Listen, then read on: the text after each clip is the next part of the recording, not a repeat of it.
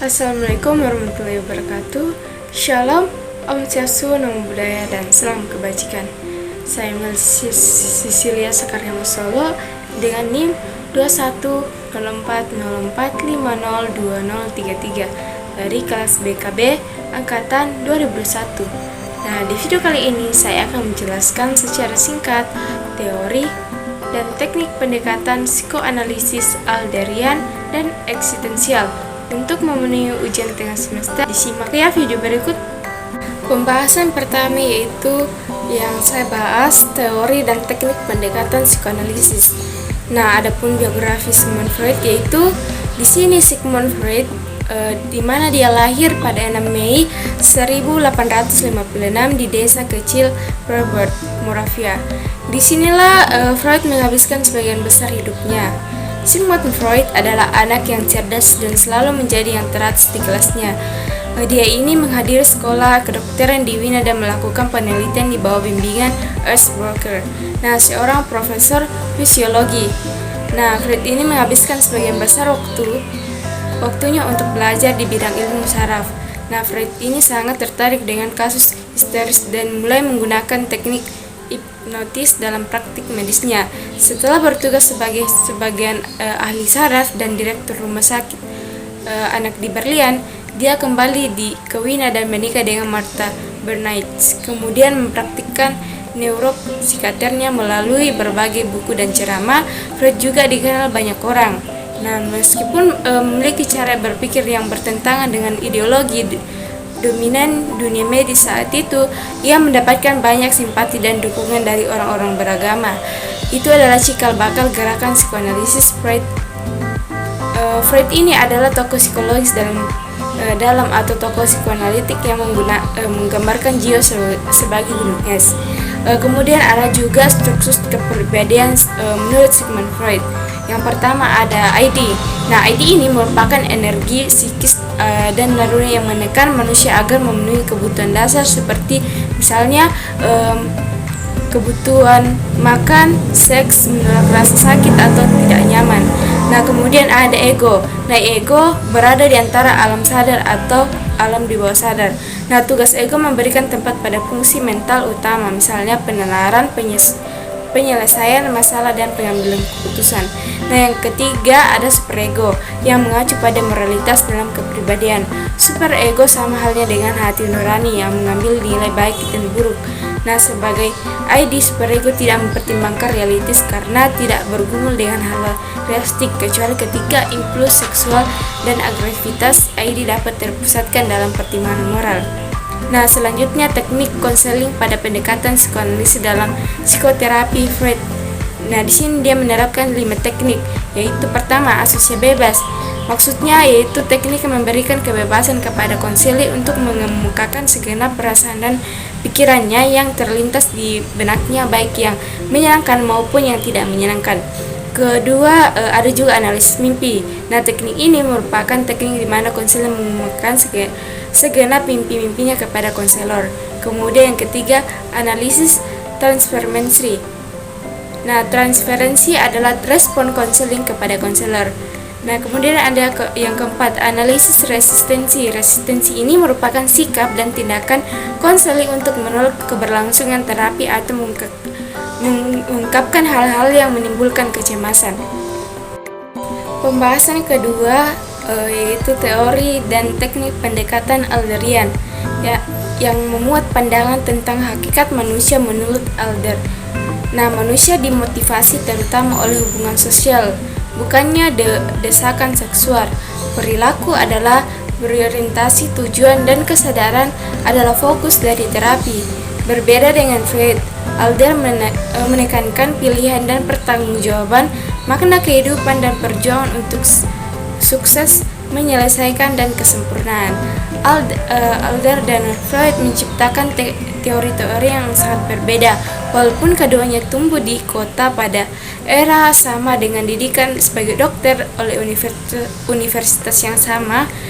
Pengalaman individu dan anak-anak mereka sangat berbeda dalam keluarga. Sesungguhnya mereka merupakan faktor kunci yang membentuk pandangan yang sangat berbeda tentang hakikat manusia. Teori Adler berfokus kepada perasaan inferioritas di mana dia melihat sebagai kondisi normal dari semua orang dan sebagai sumber perjuangan seluruh manusia. Daripada memperhatikan tanda kelemahan atau abnormalitas, perasaan inferioritas dapat mendorong kreativitas. Nah, mereka memotivasi kita untuk berjuang agar ahli, berhasil dan utuh. Kita kendalikan untuk mengatasi rasa inferioritas kita dan berjuang pada level perkembangan yang lebih tinggi. Nah, di sini ada prinsip-prinsip teori psikologi individual Adler. Yang pertama ada perasaan rendah diri. Nah, Adler meyakinkan bahwa manusia ini dilahirkan disertai dengan perasaan rendah diri. Seketika individu menyadari eksistensinya, ia merasa rendah diri akan perannya dalam lingkungan. Perasaan rendah diri ini muncul ketika individu ingin menyaingi kekuatan dan kemampuan orang lain. Yang kedua ada prinsip superior. Nah, dorongan superior ini sangat bersifat universal dan tak mengenal batas waktu. Bagi Adler hanya ada satu dorongan, yakni dorong untuk superior sebagai usaha untuk meninggalkan perasaan rendah diri. Namun perlu dicatat bahwa superior ini di sini bukanlah kekuatan melebihi orang lain, melainkan usaha untuk mencapai keadaan superior dalam diri dan tidak selalu harus berkompetensi dengan orang lain. Kemudian yang ketiga, prinsip gaya hidup. Nah, usaha individu untuk mencapai superioritas atau kesempurnaan yang diharapkan memerlukan cara tertentu. Adler menyebutkan hal ini sebagai gaya hidup. Nah, gaya hidup yang diikuti individu adalah kombinasi dari dua hal, yakni dorongan dari dalam diri atau mengatur arahan perilaku, dan dorongan dari lingkungan yang memungkinkan dapat menambah atau menghambat arahan dorongan dalam diri. Nah, kemudian yang keempat, prinsip diri kreatif.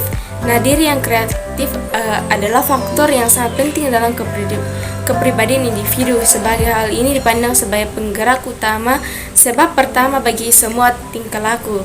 Nah, dengan prinsip ini Adler ingin menjelaskan bahwa manusia adalah seniman bagi dirinya. Nah, kemudian yang kelima, prinsip diri yang sadar. Nah, kesadaran menurut Adler adalah inti kepribadian individu.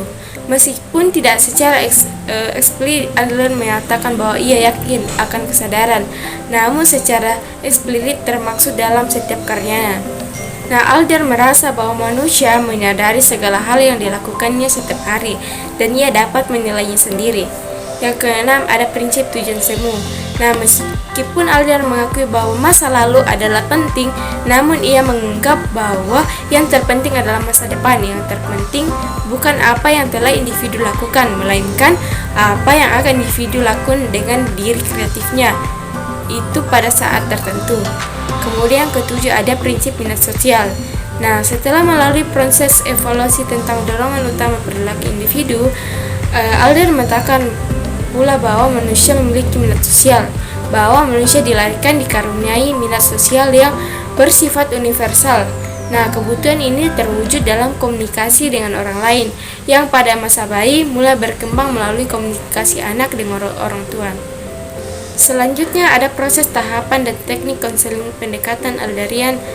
Nah, adapun tahap-tahapnya adalah sebagai berikut. Yang pertama, yang menciptakan hubungan terapeutik yang tepat. Kemudian yang kedua, menggali dinamik psikologi yang ada dalam diri klien. Nah, kemudian yang ketiga, mendorong untuk mengembangkan pemahaman diri. Yang keempat, membantu konseling membuat pilihan baru. Nah, kemudian juga ada teknik-teknik konseling Adler sebagai berikut. Yang pertama, teknik komparatif. Dalam teknik ini, konselor melakukan perbandingan dirinya dengan konselor. Dengan empati, konselor mencoba membayangkan gaya hidup dan masalah klien dalam dirinya. Nah, atas dasar itu, konselor kemudian membantu klien untuk memperbaiki gaya hidup dan memecahkan masalah klien. Yang kedua, ada teknik analisis mimpi. Menurut Adler sendiri bahwa mimpi merupakan refleksi gambaran tujuan hidup klien. Dengan menganalisis mimpi yang dialami klien, maka konselor dapat memperkirakan tujuan hidup klien. Nah, kemudian ada pembahasan terakhir yaitu teori dan teknik pendekatan eksistensial. Nah, yang memuat pembahasannya terdapat pengertian teori eksistensial. Terapi eksistensial dapat dijelaskan bahwa sebaik-baiknya sebagai pengkirian filosofis yang mempengaruhi praktek terapi konselor. Nah, dengan demikian, psikoterapi eksistensial bukan independen atau aliran terapi terpisah, atau model didefinisikan dengan teknik khusus. Terapi yang lebih tepat merujuk pada psikoterapi. Lalu ada juga proses dan tujuan konseling teori eksistensial. Yang pertama ada proses konseling. Proses konseling ini menggambarkan suatu bentuk aliansi terapeutik antar konselor dan konseli.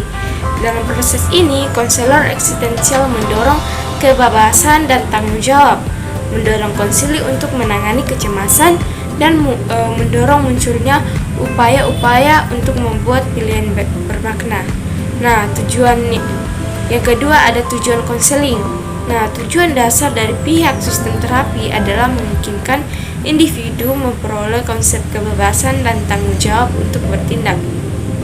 Nah, selanjutnya pandangan Viktor Frankl tentang hakikat manusia, di mana dijelaskan bahwa pandangan eksistensial terhadap hakikat manusia ditangkap oleh ide bahwa signifikasi dari eksistensial kita tidak tetap, tetapi kita secara kontinu menciptakan ulang diri sendiri melalui proyek kita. Nah, seperti ketahui bahwa manusia adalah keadaan transisi konstan, muncul, terlibat, dan jadi.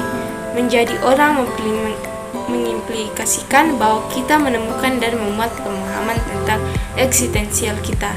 Nah, itulah materi yang dapat saya jelaskan. Sekian dan terima kasih.